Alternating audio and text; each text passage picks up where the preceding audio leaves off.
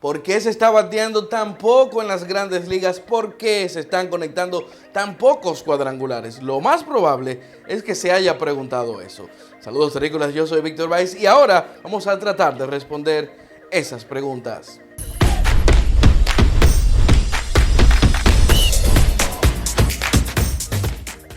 Definitivamente vemos nombres como Ketel Marte, como Carlos Correa, como Miguel Sanó. Muchísimos nombres importantes que, pues están bateando inclusive por debajo de 200 después de 3 semanas de temporada de Grandes Ligas 2022. Pero no solamente eso, a nivel colectivo se está conectando menos cuadrangulares, se está bateando muchísimo menos. La semana pasada hubo un día donde se lanzaron 5 blanqueadas. ¿Qué es lo que está pasando? Hay problemas con las pelotas, como se ha rumorado, bueno. Vamos a tratar de explicar eso en el día de hoy. Ciertamente el primer término que tenemos que hablar es en inglés llamado barril, pero vamos a tratar a traducirlo en términos de béisbol como contacto sólido. El barrel, el contacto sólido, es aquel que sale del bate a más de 98 millas por hora y entre 30 y 40 grados de ángulo. Eso es lo que se considera un contacto sólido. Esos contactos han disminuido. La distancia promedio ha bajado en 22 de los 30 parques comparado con este mismo periodo del año 2021. Léase, del día 7 de abril al 25, o sea, al lunes de esta semana, no contando los juegos de martes en adelante. Se han conectado menos jonrones por juego. 4.0 jonrones esta temporada por partido. Sería la menor cantidad desde 1981. El año pasado, en ese mismo periodo, se habían conectado 4.2 jonrones por partido. Pero no solo eso, el 10% de los elevados se han convertido este año en cuadrangulares.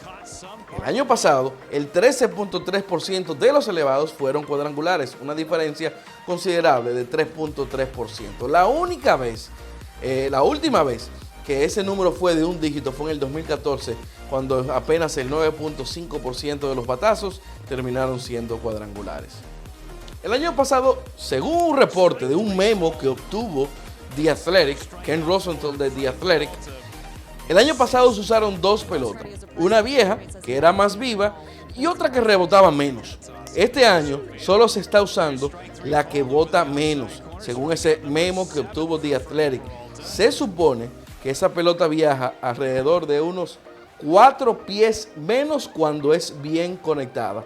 Estamos hablando de un batazo que apenas se iba de cuadrangular, en esta ocasión puede ser conectado, atrapado en la zona de seguridad. Pero eso no lo explica todo, porque este año los 30 estadios de Grandes Ligas tienen humidor. El año pasado solamente 10 usaban humidor. Recuerda que el primero en hacerlo fue los Rockies en los años de los 90.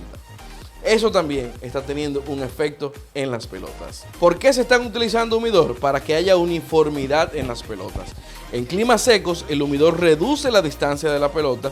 En zonas de alta humedad rebotan un poco más. Se espera que en zonas de alta humedad las pelotas boten más mientras suba el calor y la humedad, obviamente. Pero ciertamente, hasta el momento, claro, es una toma muy pequeña, una muestra muy pequeña, se asume que ciertamente el humidor está haciendo que las pelotas viajen menos y por ende que se anoten menos carreras.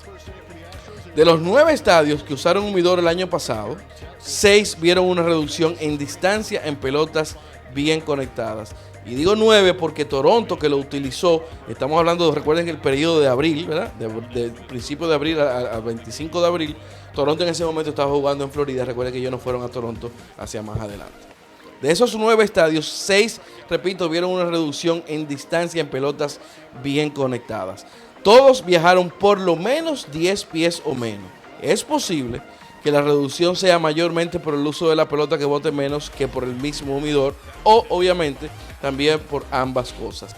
16 de los 20 parques que tienen humidores nuevos han visto reducción en cuanto a la distancia. Ninguno más que el Progressive Field de Cleveland, de los Guardianes de Cleveland, que han visto que sus pelotas bien conectadas viajan 27 pies menos, por mucho.